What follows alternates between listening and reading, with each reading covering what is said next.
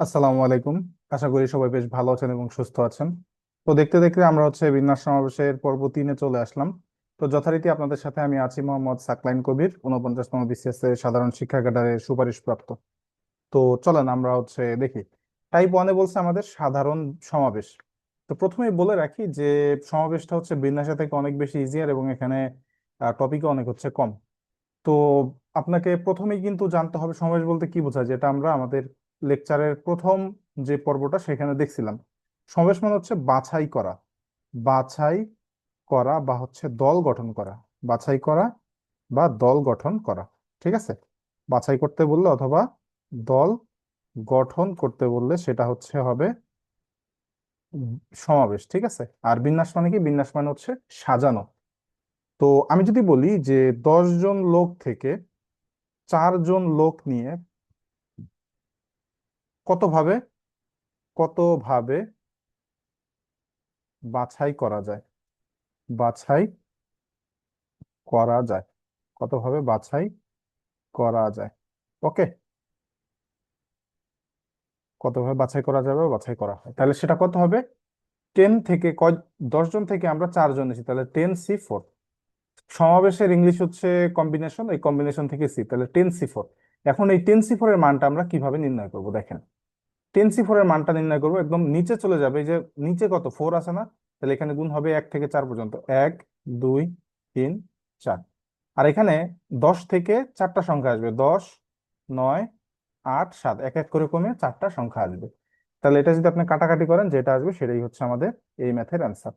তাহলে দেখেন তো, এই 4 আর 2 8, 8 8 ক্যান্সেল, 3 3 কত 9। তাহলে অ্যান্সার হবে 30 210। ঠিক আছে।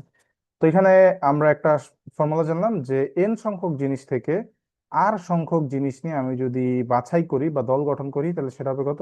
NCR। ঠিক আছে।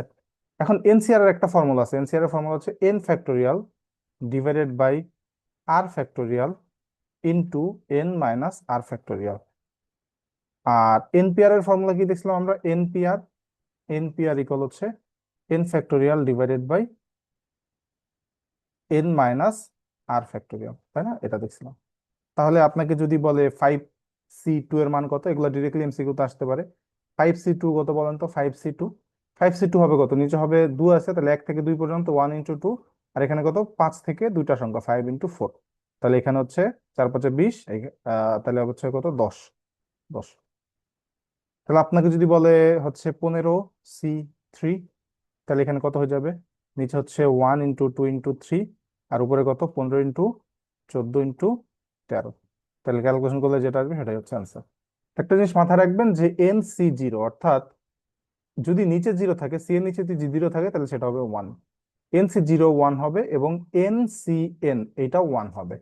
NC0 এর মানও 1, NCN এর মানও 1। ওকে, NCN এর মানও 1। তাহলে এই দুটো জিনিস আমরা জানলাম। তাহলে আপনাকে যদি বলে 5C0 কত? 5C0 এটার মানে কত? 1। আবার যদি বলে 7C7, 7C7 এটার মানে 1। ঠিক আছে। তো এগুলো আমাদের বেসিক আলোচনা। চলুন আমরা ম্যাথে যাই। বলছে যে NC12 ইকুয়াল NC6 হলে এন এর মান কত? তাহলে আমরা এখানে একটা ফর্মুলা দেখে ফেলি। ফর্মুলাটা কি? যদি আমাদের NC(x) ইকুয়াল NC(y) থাকে, তাহলে n ইকুয়াল হবে x plus y. n equal হবে কত? x plus y. তাহলে NC(x) ইকুয়াল যদি NC(y) থাকে, n ইকুয়াল কত হবে? x plus Y. NC(x) equal যদি NC(y) থাকে, তাহলে n ইকুয়াল হবে x প্লাস ওয়াই। তাহলে দেখেন NC12 ইকুয়াল যদি NC6 থাকে, এর মান কত হবে? তাহলে n ইকুয়াল হবে এই যে এইটা এবং এইটার যোগফল। তাহলে কত? 12 + 6 ইকুয়াল 18। তাহলে আমি একটা ম্যাথ দিই। সেটা যদি এমন থাকে, NC5 ইকুয়াল NC11 হলে, NC11 হলে NC2 ইকুয়াল কত? তাহলে আপনাকে বলছে NC5 ইকুয়াল NC11 হলে NC2 টু ইকুয়াল কত? তাহলে এখান থেকে n এর মান কত পাই আমরা? n ইকুয়াল কত? n ইকুয়াল আমাদের 5 + 11, দ্যাট মিনস 16, তাই না? 16। তাহলে NC2 কত হবে? সুতরাং NC2 ইকুয়াল হবে 16C2। তাহলে 16C2 কত? 16 × 15, নিচে কত? 1 × 2, 1 × 2। তাহলে এখানে কাটাকাটি করলে কত হয় দেখেন, কাটাকাটি করলে হয়ে যাবে হচ্ছে 8, 8 × 15 হচ্ছে 120। এটাই হচ্ছে অ্যান্সার, এটাই হচ্ছে অ্যান্সার। এখন আমরা গুরুত্বপূর্ণ আরেকটা ফর্মুলা দেখবো এখানে, হ্যাঁ, আরেকটা গুরুত্বপূর্ণ ফর্মুলা আমরা একটু দেখি, চলেন। ফর্মুলা,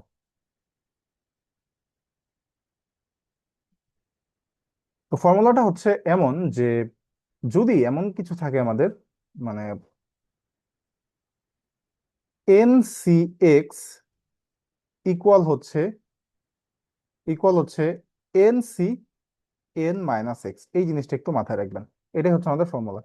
NCX ইকুয়াল হচ্ছে NC(n-x), NCX ইকুয়াল হচ্ছে NC(n-x), এটা আমাদের কেন প্রয়োজন চলেন আমরা একটু এক্সপ্লেইন করি, এবং এটা পরীক্ষার হলে আমরা কিভাবে কাজে লাগাইতে পারি এটাও আমরা চলেন একটু ব্যাখ্যা করি।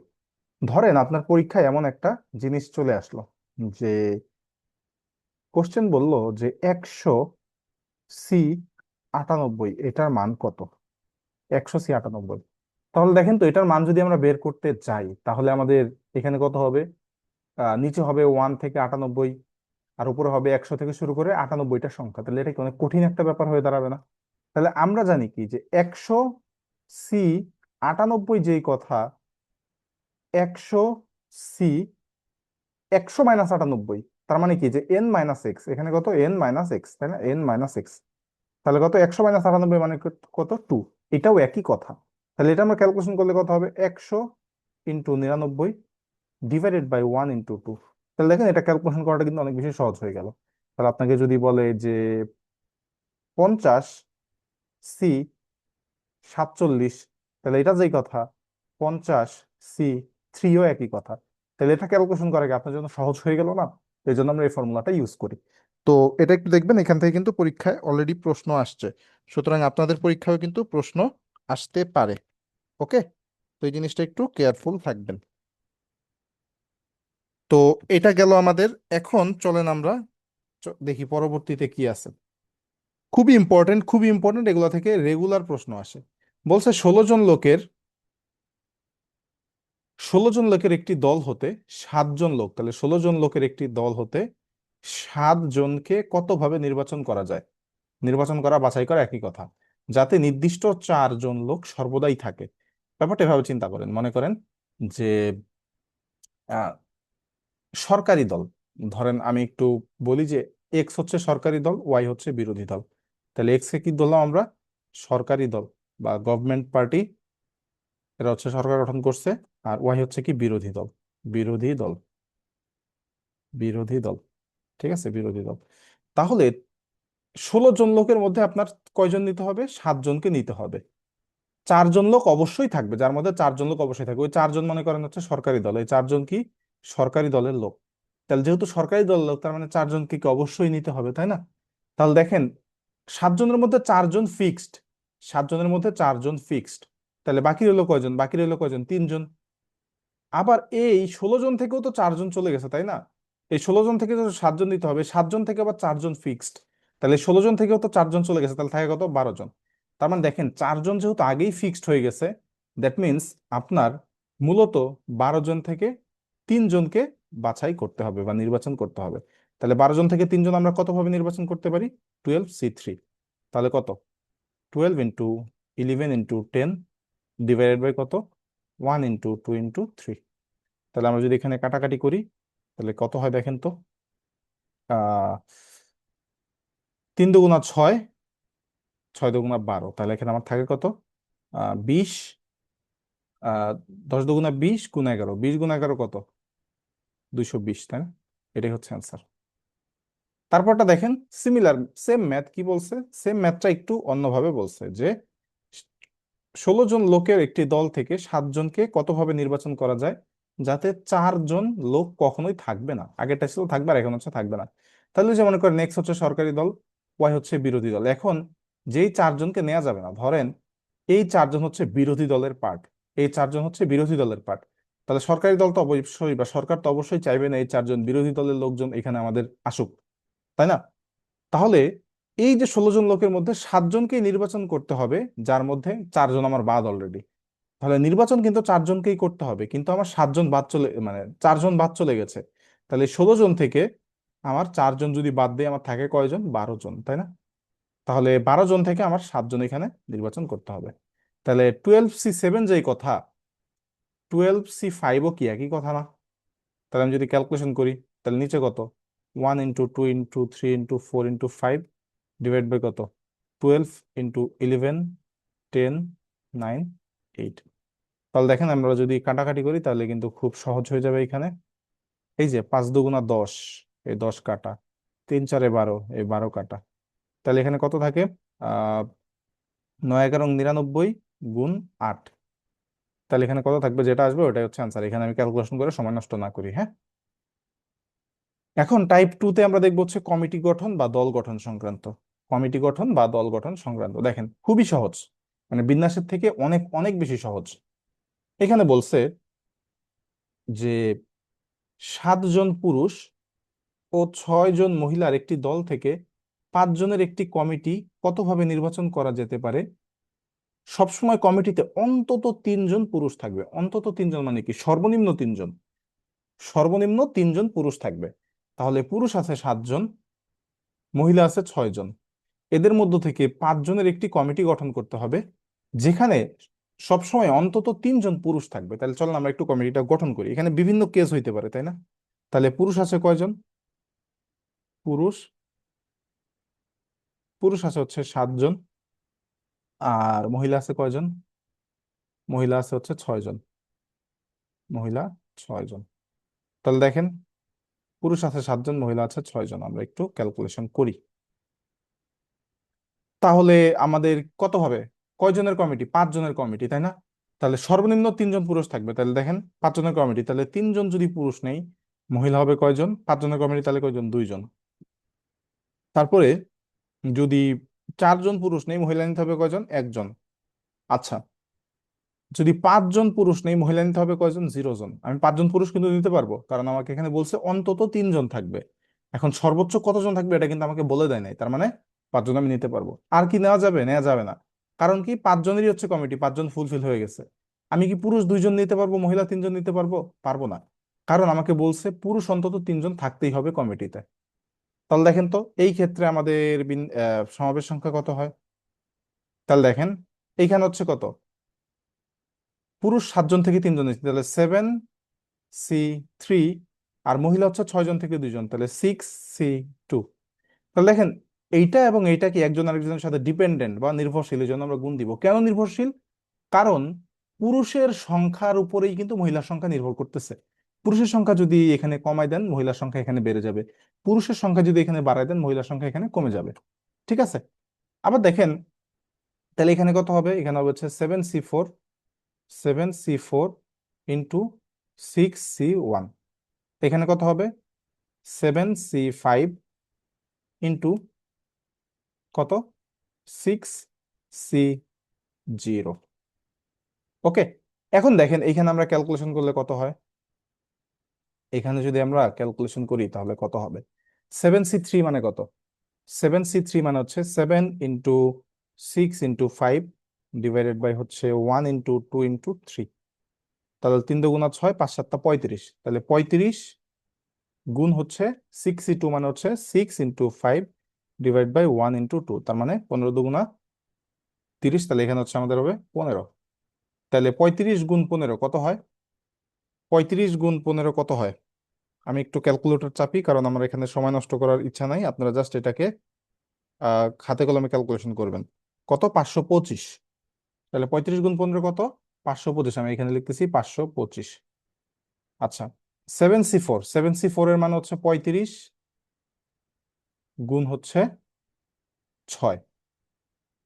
আর 7C5 এর মান কত, 7C5 যা 7C2 ও তা, তাই না, 7 × 6 ডিভাইডেড বাই 1 × 2। তাহলে এখানে কত, 3 × 7 = 21, 21 গুণ 1। তাহলে এইখানে 35 × 6 কত হয়, 35, 35 × 2 = হচ্ছে 70। তাহলে এখানে কত হবে, 210। আর এখানে কত, 21।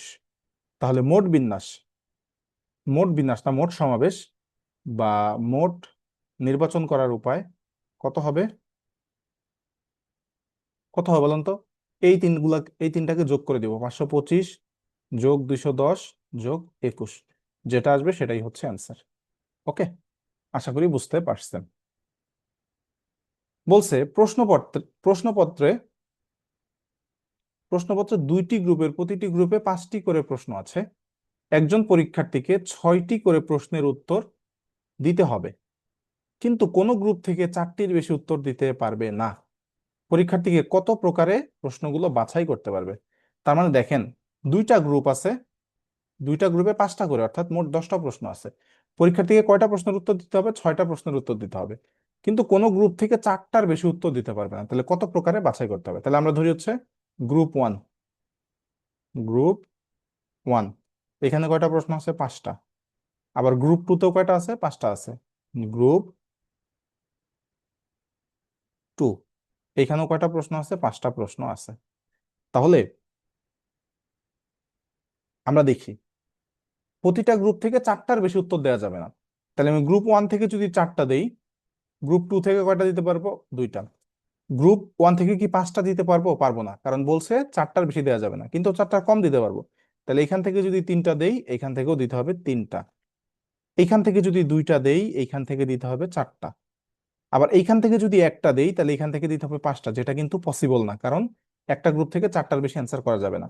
তার মানে পসিবল পসিবল কেস এই 3টাই। তাহলে দেখেন তো এখানে আমরা কি করতে পারি। এখানে আমরা যেটা করতে পারি সেটা হচ্ছে, এই যে 5টা থেকে 4টা নিতে পারি, কত উপায়? 5C4। আবার এখানে কত? 5C2। 5C2, এই দুটার গুণ। আবার দেখেন তো এখানে কত হবে? 5C3 গুণ 5C3। আবার এখানে কত হবে? 5C2 গুণ 5C4। ঠিক আছে, তাহলে আমরা যদি একটু ক্যালকুলেশন করি, দেখেন তো আমাদের কত থাকে। আমরা এখানে একটু লিখে ফেলি। 5C4 মানে কত? 5C4 মানে 5।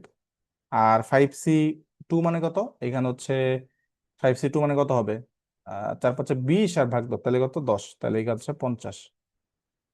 আচ্ছা, 5C3 মানে কত? 5C3 মানে যা, 5C2 মানেও তা, তাই। তাহলে 10 গুণ 10 ইকুয়াল কত? 100। আবার এখানে কত? 5C2 মানে হচ্ছে আমাদের 10, 5C4 মানে হচ্ছে 5, তাহলে এখানে হচ্ছে 50। তাহলে মোট কত হবে? মোট মোট হচ্ছে এই তিনটার যোগফল। তাহলে 50 যোগ 100 যোগ 50 মানে কত? 200। এটাই হচ্ছে আনসার। আশা করি বুঝতে পারছেন। বলছে খুবই সিম্পল এবং খুবই ইম্পর্টেন্ট, এগুলো পরীক্ষায় আসে। বলছে 16 সদস্য বিশিষ্ট একটি ক্রিকেট দল থেকে একজন অধিনায়ক ও একজন সহ অধিনায়ক, একজন সহ অধিনায়ক কতভাবে নির্বাচন করা যায়? তাহলে ষোলো ষোলো সদস্য বিশিষ্ট একটি ক্রিকেট দল আছে, তার মধ্যে থেকে একজন অধিনায়ক। তাহলে একজন অধিনায়ক যদি নেই, তাহলে 16 জন থেকে একজন অধিনায়ক নির্বাচন করতে পারবো কত উপায়ে? 16C1, এটা হচ্ছে অধিনায়ক। আবার একজন সহ অধিনায়ক কতভাবে নির্বাচন করতে পারবো? দেখেন, 16 জন থেকে আমরা একজন নিয়ে ফেলছি অধিনায়ক হিসেবে, তাহলে বাকি রইল কয়জন? 15 জন। তাহলে 15 জন থেকে একজনকে সহ অধিনায়ক হিসেবে নির্বাচন করতে হবে। তাহলে কত? 15C1। তাহলে এখানে মাঝখানে কি হবে? গুণ হবে, কারণ একজনের উপরে আরেকজন ডিপেন্ডেন্ট এখানে। কারণ অধিনায়ক একজন নির্বাচিত হওয়ার পরেই তো সহ অধিনায়ক নির্বাচিত হবে, এবং এই জন্যই তো এখানে আমাদের 16-র জায়গায় 15 হয়ে গেছে, তাই না? তার মানে আমাদের এটা ডিপেন্ডেন্ট। তাহলে 16C1 মানে 16 গুণ 15C1 মানে কত? 15। তাহলে এখানে ক্যালকুলেশন করলে হবে মোস্ট প্রবাবলি 240। ওকে, দেখেন বলছে যে 16 জন ক্রিকেট খেলোয়াড়ের মধ্য থেকে 11 জনের টিম কতভাবে গঠন করা যাবে যাতে ক্যাপ্টেন থাকবে না? অর্থাৎ 16 জন থেকে 11 জনের একটি টিম গঠন করতে হবে যেখানে আমাদের কোনো ক্যাপ্টেনই থাকবে না, মানে ক্যাপ্টেন ছাড়া টিম গঠন করতে হবে। তার মানে ক্যাপ্টেন তো এই 16 জনের মধ্যেই আছে। ক্যাপ্টেন কি এই 16 জনের মধ্যে আছে না? কিন্তু এখন আমরা যে 11 জনের টিম গঠন করব, তার মধ্যে ক্যাপ্টেন থাকবে না। তাহলে মোট হইলো কয়জন? একজন তো বাদ পড়ে যাচ্ছে, তাহলে অধিনায়ক বাদে মোট খেলোয়াড় কয়জন? অধিনায়ক বাদে, অধিনায়ক বাদে খেলোয়াড় কয়জন? 15 জন না? তাহলে এই 15 জন থেকে তো 11 জন নির্বাচন করতে হবে, তাহলে কত? 15C11। দ্যাট মিনস কত? 15C11 যেই কথা, 15C4ও কিন্তু একই কথা।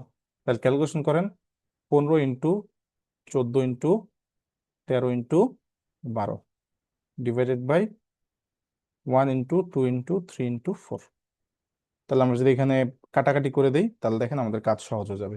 3 4 কত, 12, এই 12 ক্যান্সেল। এই 2 দিয়ে যদি কাটাকাটি করি তাহলে 7। তাহলে 7 15 কত, 7 15 হচ্ছে 105, গুণ হচ্ছে কত, 13। তাহলে এখানে ক্যালকুলেশন করেন, যেটা আসবে সেটাই হচ্ছে আমাদের অ্যান্সার। ওকে। তো আশা করি এগুলা বুঝতে পারছেন, খুবই সহজ এবং খুবই সিম্পল। বিআই, বিআই মানে কি, বিসিএস ইনসাইট। বিআই মিনস বিসিএস ইনসাইট, ঠিক আছে। বিসিএস ইনসাইট, আপনারা যারা বিসিএস ইনসাইটের ফেসবুক পেজ, গ্রুপ এবং ইউটিউব চ্যানেল এবং টেলিগ্রাম চ্যানেলে যুক্ত হন নাই, এখনই যুক্ত হয়ে যান, ঠিক আছে। আর আমাদের ক্লাসগুলো কেমন লাগতেছে অবশ্যই একটু কাইন্ডলি কমেন্ট বক্সে জানাবেন। আপনাদের মূল্যবান বক্তব্য বা মূল্যবান কমেন্ট আমাদের কিন্তু অবশ্যই ইন্সপায়ার করে। দেখেন বলছে বিআই এর পরিচালক মণ্ডলীতে, এখানে আমাদের কোনো পরিচালক মণ্ডলী নাই, শুধুমাত্র প্রতিষ্ঠান নাম দেয়া লাগবে তাই দিছি আর কি, হ্যাঁ। তো 8 জন পুরুষ ও 6 জন মহিলা আছে, ভালো কথা। ওই পরিচালক মণ্ডলীর সদস্যের মধ্য থেকে 4 জন পুরুষ ও 4 জন মহিলার সমন্বয়ে কত রকম একটি সাব কমিটি গঠন করা যাবে। তার মানে 8 জন পুরুষ আছে, 6 জন মহিলা আছে, নিতে হবে 4 জন পুরুষ, 4 জন মহিলা। তাহলে 8 জন পুরুষ থেকে 4 জন মহিলা নিতে হবে। তাহলে কত ভাবে করতে পারি, 8C4। আবার 6 জন মহিলা থেকে 4 জন মহিলা নিতে হবে, তাহলে এটা কত ভাবে করতে পারি, 6C4। তাহলে সুতরাং মোট কত হবে, মোট হচ্ছে এই দুইটা গুণ করে দেন, মোট কত, 8C4 গুণ 6C4। ক্যালকুলেশন করলে যা আসবে সেটাই হচ্ছে আমাদের অ্যান্সার। এটা আপনাদের হোমওয়ার্ক থাকলো, এটা আপনারা কাইন্ডলি বাসায় ট্রাই করবেন। ওকে। টাইপ 3, করমর্দন সম্পর্কিত, করমর্দন সম্পর্কিত। তো করমর্দনের ক্ষেত্রে কি হয়, ধরেন আপনি একটা মানুষ, আর হচ্ছে এইখানে আছে আরেকটা মানুষ, আপনাদের কোনো একটা প্রোগ্রামে দেখা হলো, এখন আপনারা কি করবেন, করমর্দন করবেন। তো করমর্দন করার জন্য কি, দুইটা হাতের প্রয়োজন, তাই না, দুইটা হাতের প্রয়োজন। তাহলে ধরেন আপনাকে বললো যে 10 জন লোক আছে, 10 জন লোক সবাই সবার সাথে করমর্দন করবে, সবাই সবার সাথে করমর্দন করবে, সবার সাথে করমর্দন করবে। তাহলে কর্মর্দনের সংখ্যা হবে কয়টা, তাহলে কর্মর্দনের সংখ্যা হবে কয়টা, তাহলে কর্মর্দন করতে কয়জন লাগে, কর্মর্দন করতে আমাদের 2 জন লাগে। তাহলে কর্মর্দনের সংখ্যাটা হবে 10C2। কর্মর্দনের সংখ্যা হবে কত, 10C2। ওকে। তো দেখেন বলছে 8 জন লোক, প্রত্যেকের সাথে কর্মর্দন করলে কর্মর্দনের সংখ্যা হবে কত, তাহলে কর্মর্দন করতে কয়জন লাগে, 2 জন, তাহলে 8C2। 8C2 মানে কত, 7×8 = 2 মানে হচ্ছে 28। এটাই হচ্ছে অ্যান্সার। ধরেন আপনাকে প্রশ্ন করলো, কোশ্চেন আমি একটু লিখি,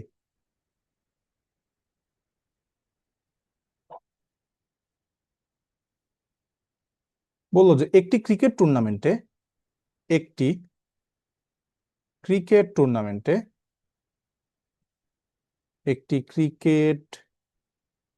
টুর্নামেন্টে 6টি দল অংশগ্রহণ করে, অংশগ্রহণ করে। প্রত্যেকে প্রত্যেকের সাথে প্রত্যেকে প্রত্যেকের সাথে প্রত্যেকের সাথে ম্যাচ খেললে মোট ম্যাচের সংখ্যা কত, প্রত্যেকে প্রত্যেকের সাথে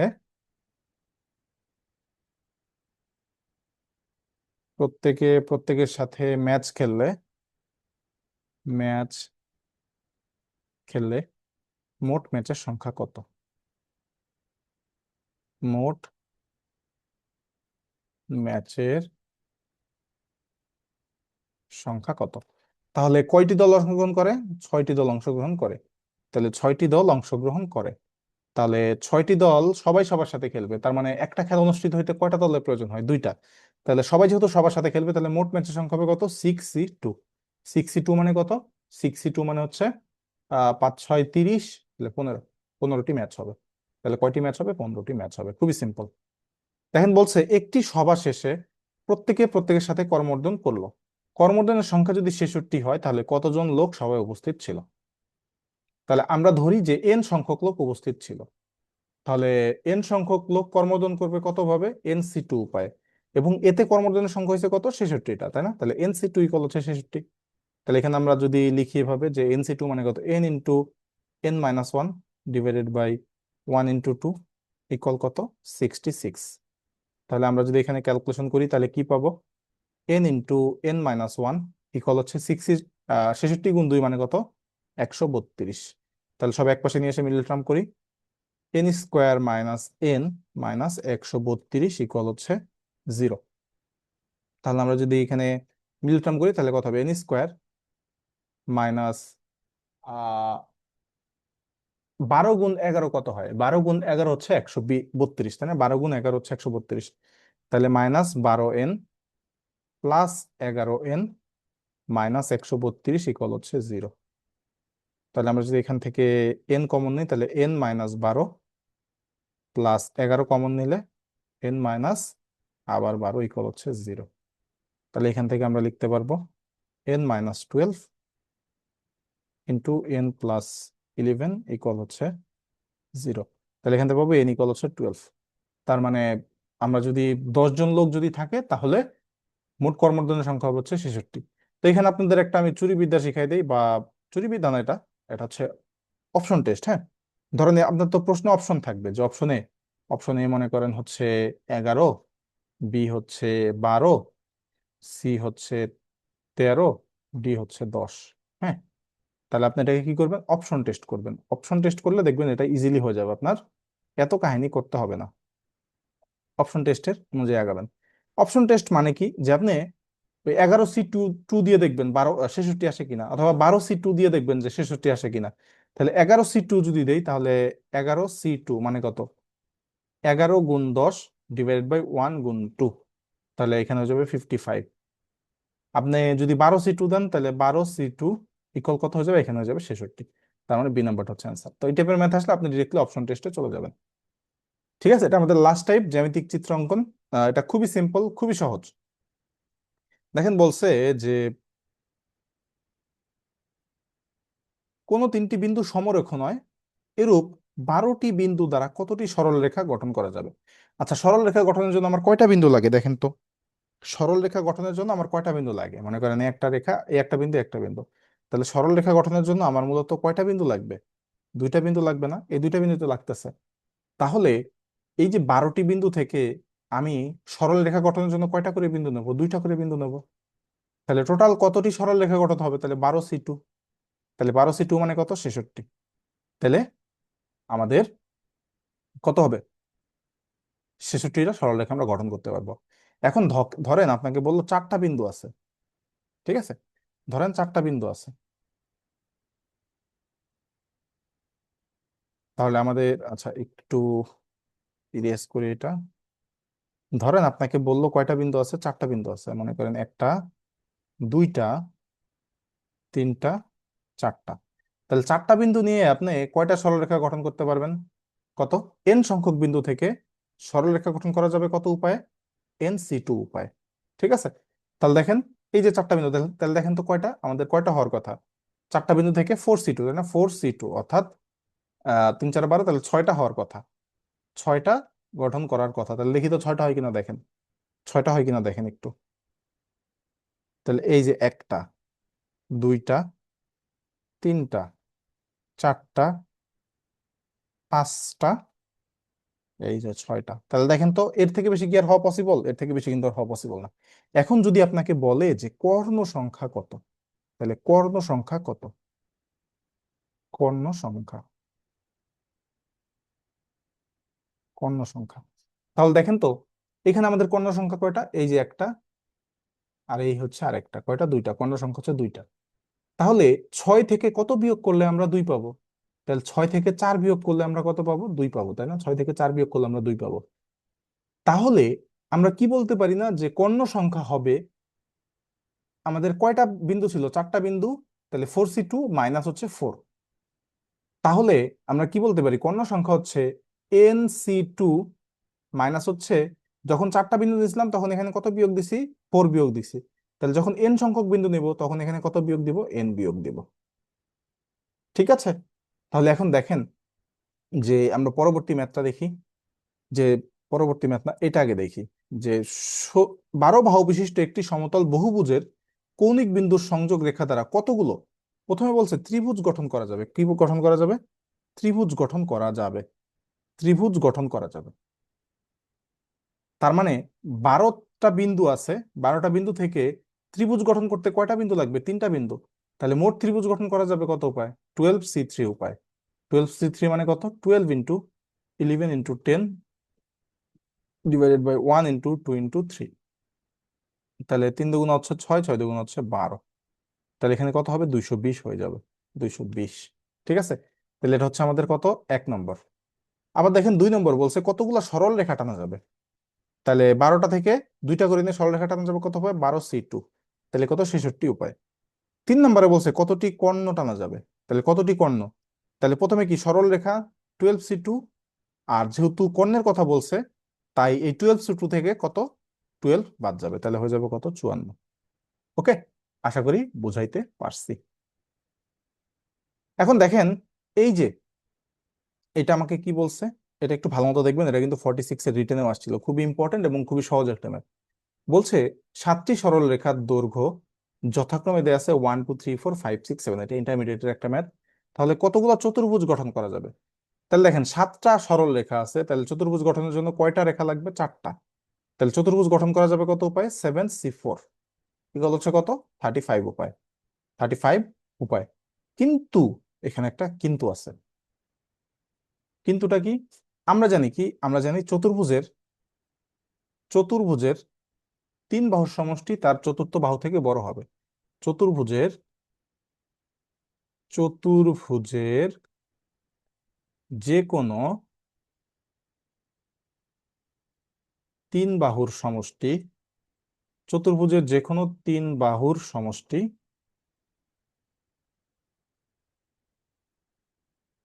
তার চতুর্থ বাহু থেকে কি হবে? বড় হবে। সমান হলেও কিন্তু হবে না, বড় হবে। বড় হবে, ঠিক আছে। তাহলে দেখেন তো কয়েকটা কেস আছে যেই কেসে আসলে ত্রিভুজের 3 বাহুর সমষ্টি চতুর্থ বাহু অপেক্ষা বড় হয় না। যেমন আমি যদি বলি যে এই যে 1 2 3 এবং হচ্ছে 6, এই ক্ষেত্রে দেখেন তো চতুর্ভুজের এই যে প্রথম 3টা বাহুর সমষ্টি কত? 6। 6 কি এই 6 থেকে বড় হয়েছে? হয় নাই, সমান হয়েছে, কিন্তু আমার লাগবে কি? বড় হতে হবে। কি হইতে হবে? বড় হইতে হবে। আবার দেখেন আপনি যদি নেন 1 2 3 7, এই ক্ষেত্রে কি হয়? এই ক্ষেত্রে কি 3 বাহুর সমষ্টি চতুর্থ বাহু অপেক্ষা বড় হয়? হয় না, ছোট হয়ে যায় বরঞ্চ। আবার দেখেন আপনি যদি নেন 1 2 4 7, এই ক্ষেত্রেও কিন্তু দেখেন 3 বাহুর সমষ্টি চতুর্থ বাহুর সাথে সমান হচ্ছে, বাট বড় হচ্ছে না। তাহলে এই 3টা কেসে কিন্তু আসলে চতুর্ভুজ গঠন করা পসিবল না, কারণ তাদের ক্ষেত্রে 3 বাহুর সমষ্টি চতুর্থ বাহু অপেক্ষা বড় হইতেছে না। তাহলে এগুলা কি? এই 3টা কেস এই 35টা কেস থেকে বাদ যাবে।